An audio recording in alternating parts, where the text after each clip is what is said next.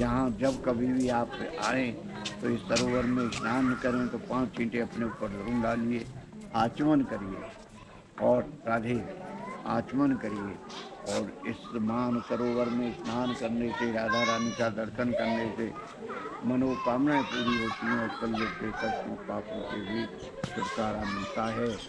जय जय श्री राधे, जय जय श्री राधे। जय दिखाना कैसे होती हैं, मेरे श्याम कहाँ गए, मेरे प्रभु कहाँ गए।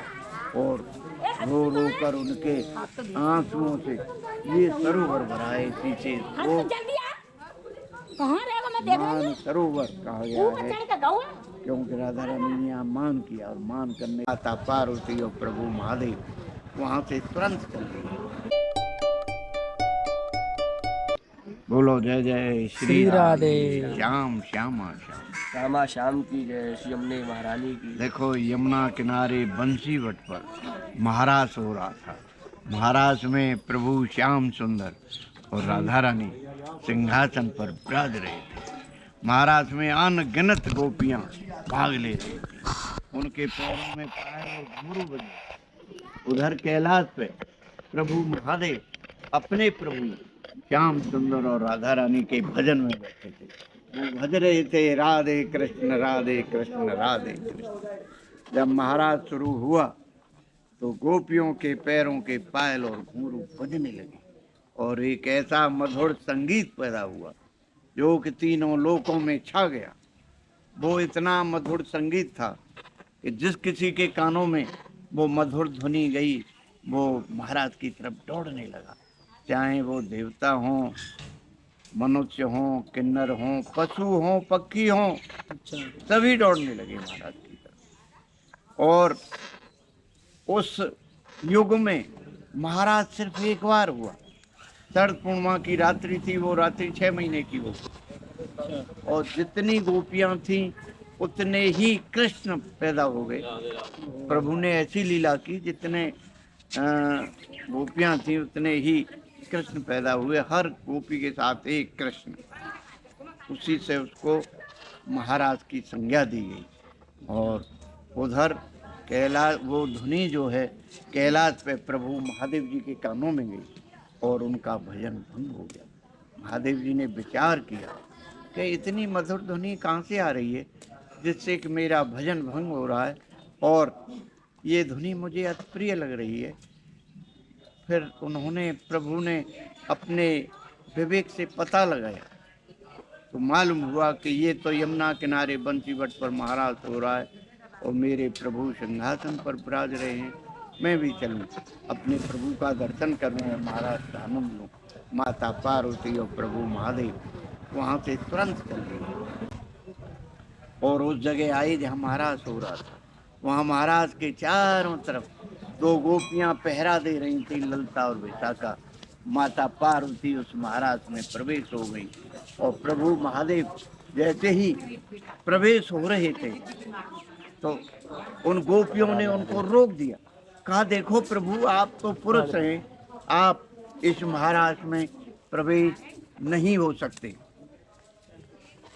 क्योंकि इस महाराज में सभी गोपियां जनानी हैं, पुरुष अकेले प्रभु श्याम सुंदर हैं, दूसरा पुरुष इस महाराज में प्रवेश नहीं हो सकता।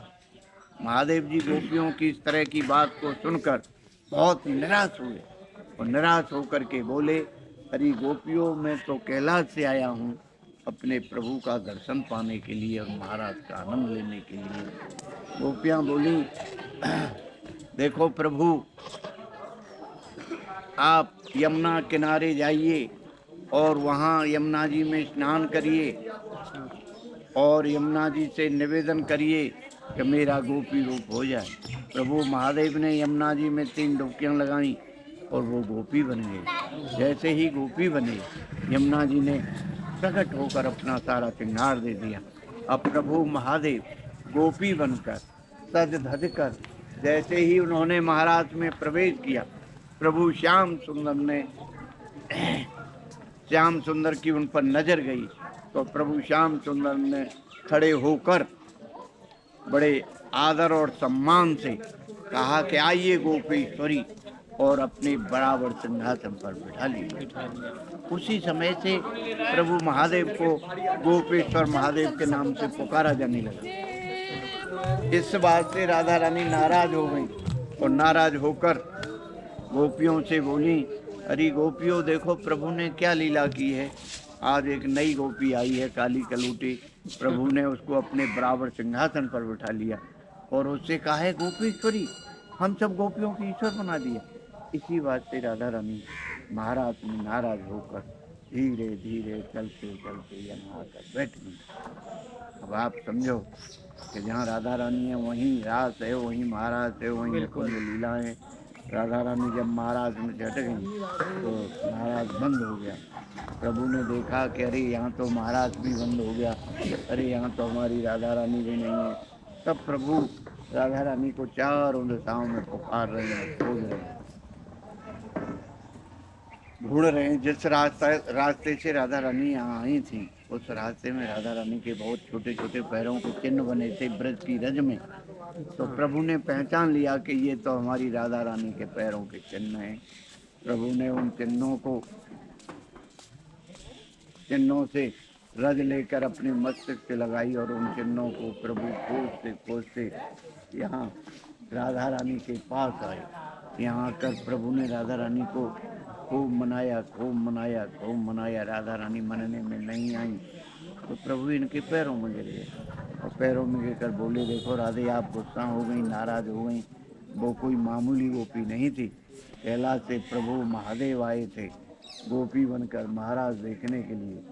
देखो राधे, कोई अतिथि, कोई मेहमान आपके दरवाजे पाएगा तो क्या आप उसका आदर सत्कार नहीं करोगी?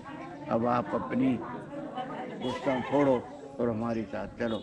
राधा रानी बोली, प्रभु देखो, मैं महाराज उनके पैदल चल कर के आई हूँ, मेरे पैरों में छाले पड़े हैं, मैं बहुत ज़्यादा थकी हूँ प्रभु, अब मुझसे नहीं चला जाता।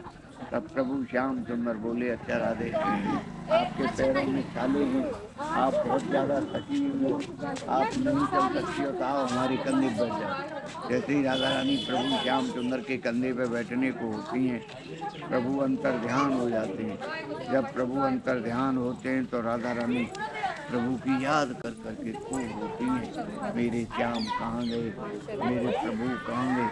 और रो रो कर उनके आंसुओं से ये सरोवर भराए। इसी से वो मान सरोवर कहा गया है, क्योंकि राधा रानी ने यहाँ मान किया और मान करने से उनके आंसुओं से सरोवर भरा है। और देखिए, ये बड़ी पवित्र भूमि है, तपस्या की भूमि है, प्रेम की भूमि है, भक्ति की भूमि है। यहाँ प्रभु अपनी बंसी और मुकुट राधा रानी के पास छोड़कर द्वारका चले गए। द्वारका में बंसी और मुकुट का दर्शन नहीं होगा। और हाँ, यहाँ राधा रानी मंदिर में बंसी और मुकुट का दर्शन हुआ। और देखिए, ये यहाँ जब कभी भी आप आएँ तो इस सरोवर में स्नान करें तो 5 छींटे अपने ऊपर जरूर डालिए, आचमन करिए और राधे आचमन करिए। और इस मान सरोवर में स्नान करने से, राधा रानी का दर्शन करने से मनोकामनाएं पूरी होती हैं और कल के कष्टों पापों से भी छुटकारा मिलता है। जय जय श्री राधे, जय जय श्री राधे। जय दिखाना कैसे